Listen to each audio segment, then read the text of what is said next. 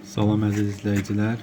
Bugün biz sizinlə asatirin, yəni nərə balığının düzgün şəkildə ilkin emalı, yəni təmizlənməsi və doğranılması barədə video çəkib sizinlə paylaşırıq. Nərə balığı dünyanın ən qədim və qiymətli balıq növlərindən biridir. Xəzər dənizi bu balıqların əsas vətəni hesab olunur və dünyadakı nərə ehtiyatlarının böyük hissəsi məhz burada Xəzər dənizində cəmləşmişdir. Bəli, videoda gördüyünüz kimi biz nərə balığının iri buynuzlu hissələrini fileden ayırırıq.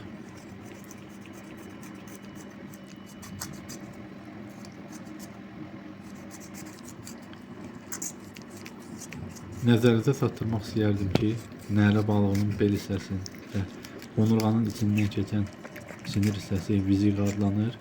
Həmin o viziqa telinin zəhərli olması ilə bağlı fikirlər geniş yayılsa da bu tam olaraq biyoloji bir zəhər deyil. Baxmayaraq ki, zəhərli adlanır müasir kulinariyada.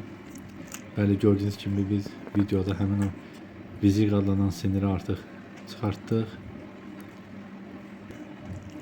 Siz də əgər asatini hazırlayırsınızsa onu çıxartmaq tövsiyə olunur. Sual edə bilərsiniz, viziqa nədir?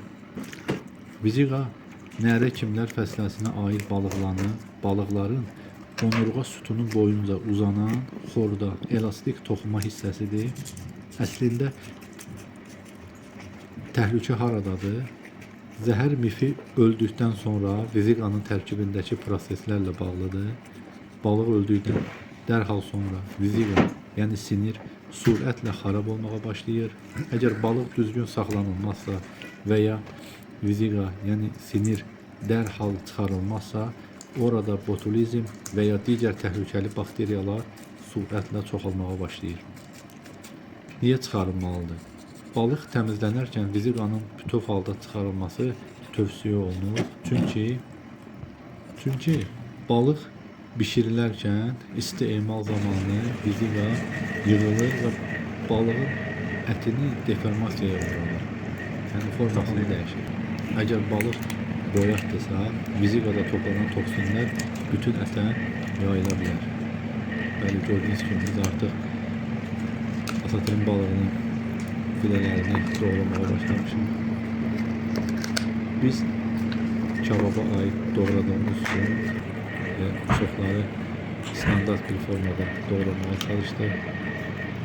Demək olar sopun biri 90-95-100 qram civarındadır. Əgər siz hər hansı bir yeməyə uyğun doğramaq istəyirsinizsə, yəni o cürdə doğraya bilərsiniz.